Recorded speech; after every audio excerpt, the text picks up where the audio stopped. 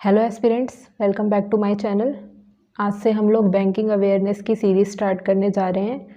मैं आपको बिल्कुल एग्ज़ाम ओरिएंटेड चीज़ें कराऊंगी और इसकी पीडीएफ भी आपको बाद में मिल जाएगी। तो पहला हमारा टॉपिक है आज का history of Indian banks.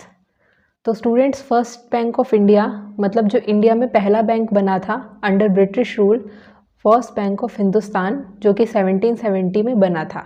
Second bank जो था हमारा वो जनरल बैंक ऑफ इंडिया था, जो कि 1786 में बना था। और ये दोनों ही बैंक एक यूरोपियन कंपनी जिसका नाम अलेक्जेंडर कंपनी था उसने बनाए थे। अब आता है हमारा next Awadh commercial bank. Awadh commercial bank जो था वो हमारा पहला कमर्शियल बैंक था जो फाउंड भी इंडियंस ने किया था और मैनेज भी इंडियंस के द्वारा ही किया जाता था। ये 1881 में बना था, लेकिन ये 1958 में फेल हो गया। एस्पिरेंट्स, बैंकिंग सिस्टम जो था उस टाइम पे वो 3 प्रेसिडेंसी बैंक कंट्रोल करते थे।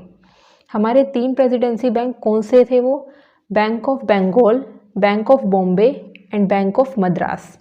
ये तीनों बैंक 1921 में मर्ज हो जाते हैं और बनते हैं इंपीरियल बैंक ऑफ इंडिया।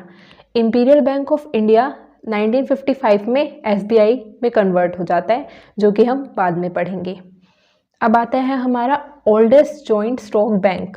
ये था इलाहाबाद बैंक, जो कि 1865 में बना था।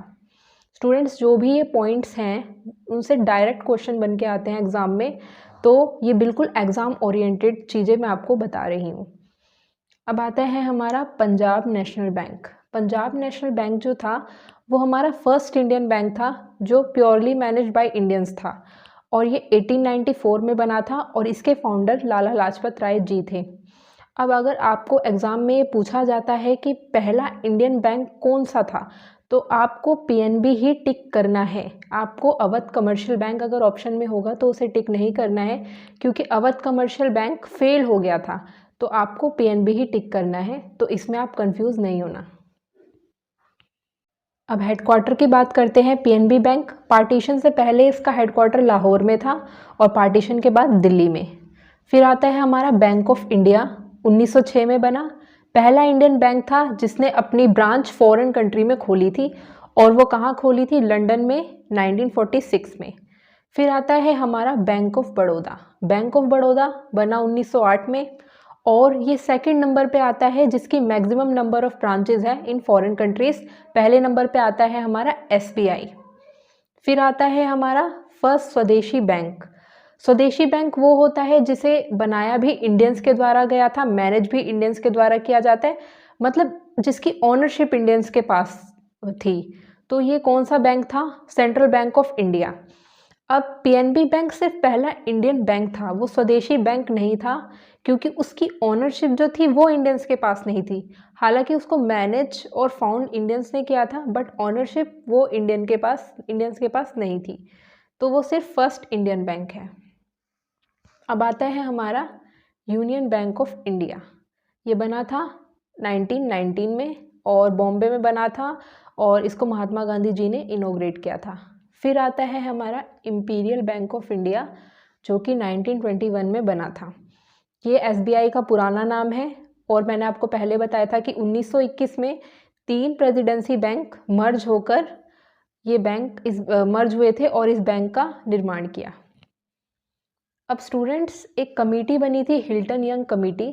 वो इसलिए बनी थी क्योंकि ज़रूरत महसूस हुई इन सब बैंकों के ऊपर एक ऐसी बॉडी होनी चाहिए जो कि इन्हें सुपरवाइज करे, डायरेक्ट करे, मैनेज करे। तो इस चीज़ की ज़रूरत जब महसूस हुई तो एक कमेटी का गठन हुआ जिसका नाम था हिल्टन यंग कमेटी। 1921 में फॉर्म हुई, और इसकी रिपोर्ट आती है 1926 में, और रिपोर्ट से हमारा निकल के आता है फिर आरबीआई। जी हाँ स्टूडेंट्स, आरबीआई एक्ट जो पास हुआ था वो 1934 में हुआ था, बट आरबीआई का गठन 1 अप्रैल 1935 को होता है। अब आरबीआई के बारे में कुछ इंपॉर्टेंट पॉइंट्स डिस्कस कर लेते हैं। इनिशियल कैपिटल थी आरबीआई की 5 करोड़, ठीक है, जो कि प्राइवेट शेयर होल्डर्स ने लगाई थी। ये इंपॉर्टेंट है। इसका फर्स्ट हेडक्वार्टर कोलकाता में था। देन उसके बाद ये मुंबई शिफ्ट हुआ 1937 में। पहले governor sir Osborne Smith, direct question आता है पेपर में कई बार। सेकंड जेम्स टेलर, और थर्ड गवर्नर और पहले इंडियन गवर्नर, ये इस पे आप को ध्यान देना है। पहले Indian governor and third governor वो थे हमारे सर सी.डी. देशमुख जी। अब आता है पॉइंट अगला कि आरबीआई ने पाकिस्तान और म्यांमार के लिए भी काम किया है एज देयर सेंट्रल बैंक। अब अगला पॉइंट आता है कि आरबीआई कब नेशनलाइज हुआ। आरबीआई नेशनलाइज हुआ 1 जनवरी 1949 को गवर्नमेंट ऑफ इंडिया के द्वारा। अब एक क्वेश्चन अराइज होता है यहाँ पे कि नेशनलाइजेशन की ज़रूरत पड़ी ही क्यों। इसलिए क्योंकि आफ्टर इंडिपेंडेंस हमारे देश में डेवलपमेंट की बहुत कमी थी, क्योंकि 90% ऑफ पॉपुलेशन उस वक्त रूरल एरियाज से बिलोंग करती थी। अब गवर्नमेंट ने डिसाइड किया कि गांव में जाकर वो मतलब बैंक सेटअप करें, ब्रांचेस खोलें बैंक अपनी, लोगों को लोन मिल सके, ताकि अगर लोन मिलेगा लोगों के पास पैसा आएगा, वो अपना बिजनेस सेटअप करेंगे, एग्रीकल्चर में लगाएंगे और पढ़ाई में लगाएंगे। तो इस तरीके से आगे की प्रोसेस होगी और डेवलपमेंट का काम होगा। बट बैंक ने सरकार के इस विचार को उन्होंने ठुकरा दिया, क्योंकि बैंक अपने प्रॉफिट के लिए काम करता है और बैंक को पता था कि रूरल एरियाज़ में उनका कोई फ़ायदा खास नहीं है। इसीलिए गवर्नमेंट को लगा कि हमें बैंकों का राष्ट्रीयकरण कर देना चाहिए, ताकि उनके बीच एक जो लैक ऑफ कोऑर्डिनेशन था वो ठीक हो सके। तो इसलिए उन्होंने नेशनलाइजेशन किया और आरबीआई का 1 जनवरी 1949 को नेशनलाइजेशन हो गया। फिर हुआ इंपीरियल बैंक ऑफ इंडिया का नेशनलाइजेशन 1 जुलाई 1955 को। एसबीआई एक्ट पास हुआ और imperial bank of India he SBI बन गया। 7 एसोसिएट बैंक थे या एसबीआई के, ये रहे स्टेट बैंक ऑफ सौराष्ट्र 2008 में मर्ज हो गया, स्टेट बैंक ऑफ इंदौर 2010 में एसबीआई में मर्ज हो गया, और बाकी के जो ये 5 हैं ये 1 अप्रैल 2017 को मर्ज हो गए। नेक्स्ट पॉइंट, 1960 में पीएम इंदिरा गांधी जी ने 14 बड़े कमर्शियल बैंक्स का नेशनलाइजेशन करा। जो 14 मेजर बैंक्स थे उनका नेशनलाइजेशन, जो फर्स्ट नेशनलाइजेशन हुआ था वो 19 जुलाई 1969 को हुआ था। उसके बाद सेकेंड टाइम जो हुआ था वो 6 बैंक्स का होता है 15 अप्रैल 1980 में। फिर देन 4 सितंबर 1993 को new bank of India PNB के साथ मर्ज हो जाता है। तो इस तरीके से हमारे टोटल नेशनलाइज्ड बैंक जो थे वो 19 बनते हैं। नेक्स्ट पॉइंट, 1960 में पीएम इंदिरा गांधी जी ने 14 बड़े कमर्शियल बैंक्स का नेशनलाइजेशन करा।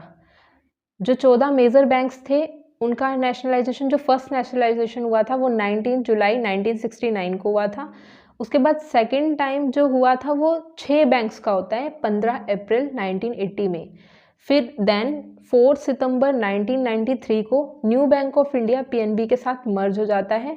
तो इस तरीके से हमारे टोटल नेशनलाइज्ड बैंक जो थे वो 19 बनते हैं। और ये 1969 में जो 14 बैंक हमारे नेशनलाइज हुए थे ये उनके नाम हैं। हालांकि ये इतने इम्पोर्टेंट नहीं है, बट फिर भी आप इस पर एक नज़र मार सकते हैं। फिर ये हमारे 1980 में जो 6 बैंक हमारे नेशनलाइज हुए थे वो ये हैं, इस पर भी आप नज़र मार लीजिएगा। और यहाँ पे हमारा ये चैप्टर ख़त्म होता है और आपको मैंने लगभग सारी चीज़ें इसमें कवर करा दी हैं जो भी आपके एग्ज़ाम में आती हैं, जो भी डायरेक्ट क्वेश्चन उठ के आते हैं। आपकी कोई भी क्वेरी हो तो आप कमेंट सेक्शन में बताएं, कोई सजेशन हो तो वो भी बताएं, और इसकी पीडीएफ आपको जल्द ही मिल जाएगी। वीडियो पसंद आए तो चैनल को सब्सक्राइब कीजिए, लाइक कीजिए एंड शेयर कीजिए। Thank you so much.